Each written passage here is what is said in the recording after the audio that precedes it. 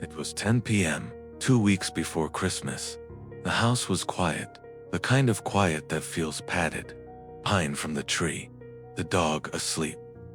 I picked up his phone to set an alarm, a habit so ordinary it never needed a thought. A name slid onto the screen, and with it, a string of messages I wasn't supposed to see. People talk about their heart dropping. Mine didn't drop. It let go like a rope finally burned through. 15 years of marriage, of us, started rearranging themselves without my permission. It wasn't about sex on a screen.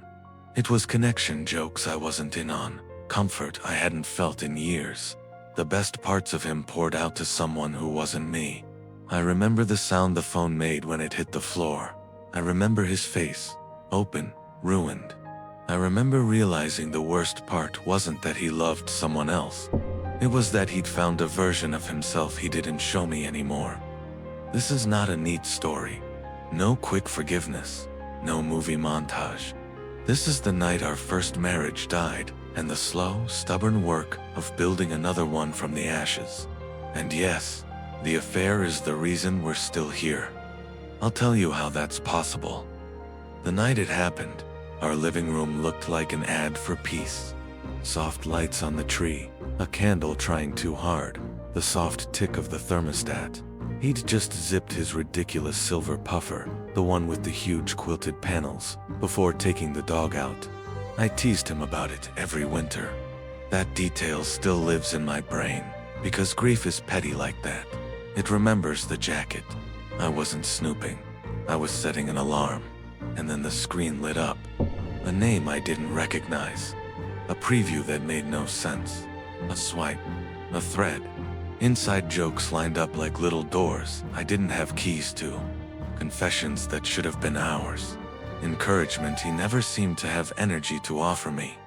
Not a body, a bond. The floor didn't give out all at once. It tilted. I heard the front door, the puffer creaking as he shrugged it off, the dog's nails skittering. I stood there with reality expanding in my hands like a bruise, and in a voice I didn't recognize, I asked, "Who is this?" What followed was not cinematic.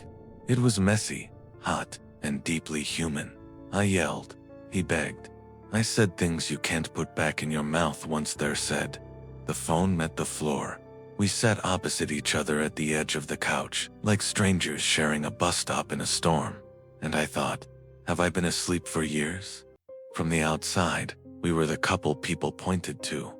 15 years, a home, rings we fought for the right to wear, the dinners at our place, the dog we co-parented like a small, weird prince. But sanctuaries can hide cracks you stop looking at. We'd turned into project managers of a shared life. Calendar invites, grocery lists. Did you pay the gas bill? We were efficient. We were kind. We were absent. He didn't try to call it nothing. He owned it. It wasn't sex, he said, eyes on the carpet. It was not being lonely. I wanted to say I'm right here so loudly the neighbors would call someone. But the truth hit like cold water. I had been there in body and logistics, not in soul. We both left the table, just at different speeds. The days after were a silent war. Same rooms, different planet. I cycled through fury, bargaining, numbness like I was speedrunning grief. He drowned in apology and panic, tossing out every fix-it phrase people use when they're trying to outrun shame. Can we just move on? Felt like a dagger, as if trauma were a stain you could blot. Here's a sentence I never imagined saying out loud. We almost divorced. Not theatrically, just practically. We started doing the math. Lawyers. Who keeps the house? Holidays. Our community, and the story they'd make up about us. The great quiet humiliation of telling people that forever lasted until an iMessage. The turn came on a Tuesday. We were in the kitchen, not fighting exactly, just circling. The kind of talk that spirals until it thins into nothing. I ran out of words and said the one line people say at endings. I can't do this anymore. I'm done. He didn't bargain this time. He didn't explain. He just looked up like a person who has no cards left and said, softly, please don't be done. I know I broke this. Let me try to fix it. Let's fight. It wasn't a grand speech. It was a tiny, unblinking light in fog. Not forgiveness, just the smallest flicker of something worth turning toward. The realization that our bond wasn't dead. Our version of it was. So we made two choices that night. First, the affair ended. Hard stop. No contact. No just friends. No nostalgia goodbyes. Grief for him too, and that decision. Because an emotional affair is still a relationship, and you have to let it die like one. Second, help. A therapist who knew our community, our specific shame and pressure, and the ways queer couples can be both resilient and exhausted after years of fighting to exist. The work was brutal, and I won't dress it up. Experts say it can take 18 to 24 months to rebuild safety, and they're not wrong. Triggers were landmines, the ping of a notification, a song in a cafe, his hand disappearing into his pocket, where the phone lives. Sometimes, I would be fine, and then boom, my chest went tight, and we were back in the living room with the tree lit up and everything tilting. Our therapist gave us one rule that changed the math. Radical honesty. No more gentle edits. I could ask anything. He had to answer. Not once. Every time I needed. He learned to take responsibility as a daily practice, not a one-time statement. I learned the difference between expressing pain and weaponizing it. We both learned how to sit in a feeling without trying to tidy it. We started healing conversations, not fights, not debates. Short, focused talks where the goal was understanding. He practiced listening without defending. I practiced naming my hurt in plain words. Sometimes we used a timer because chaos loves to run the clock. We mourned our first marriage on purpose. We called it what it was. Over. That letting go created room to build a second one, what we call marriage 2.0, with different rules and actual maintenance. It felt awkward to say it out loud, like we were cosplaying our own lives, but saying it made it real. We rebuilt outside the heavy talks. 2. Date nights, where the affair was off limits. Walks with the dog that weren't logistics meetings. We cooked badly on purpose, just to laugh. Sometimes he wore that shiny puffer on a clear night because he knew it made me roll my eyes and smile. We tried to enjoy each other again without making it a test. Trust came back like morning light, slow, unhurried, hard to notice, until the room was bright. He shared passwords without being asked, and not as a hostage exchange, just as transparency. He narrated his day more. I'm jumping on a call. I'm texting Josh about the trip. Not because I demanded surveillance, but because consistency builds safety, and safety lets love breathe. There were setbacks.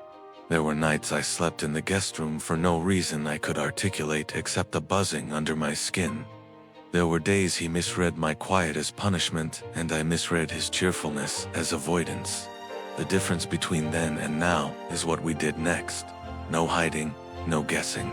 We said it out loud, even if it came out ugly at first. Here's something I didn't expect. Our fights got better.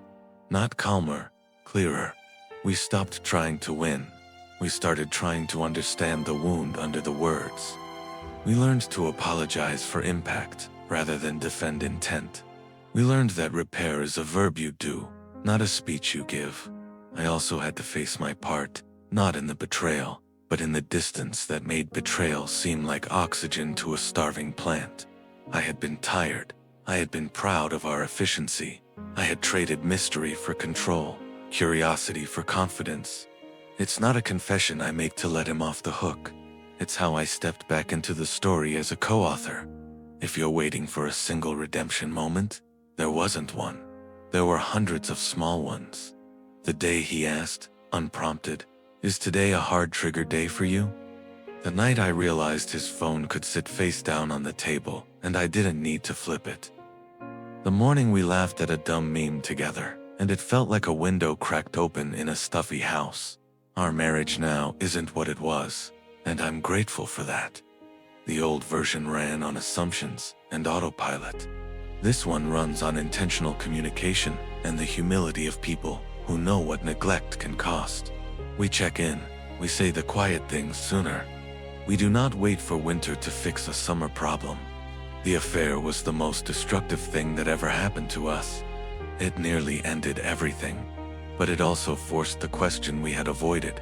Why did we drift so far? The answer wasn't romantic or tidy.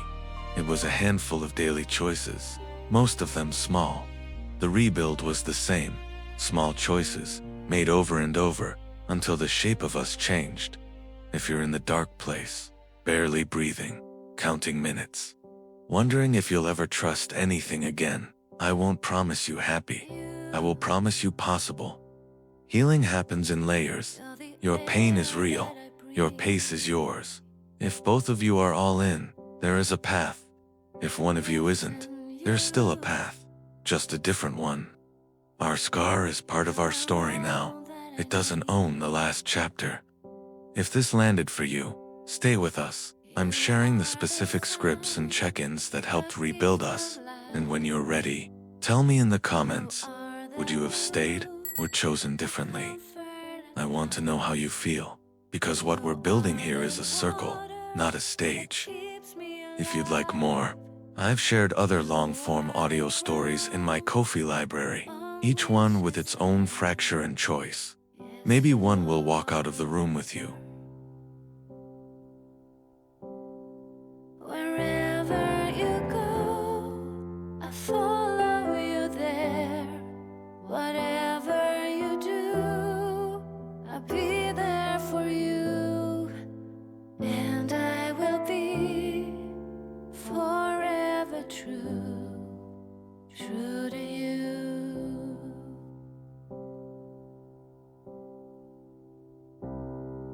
And I give it all. I give you my life. I give you my soul.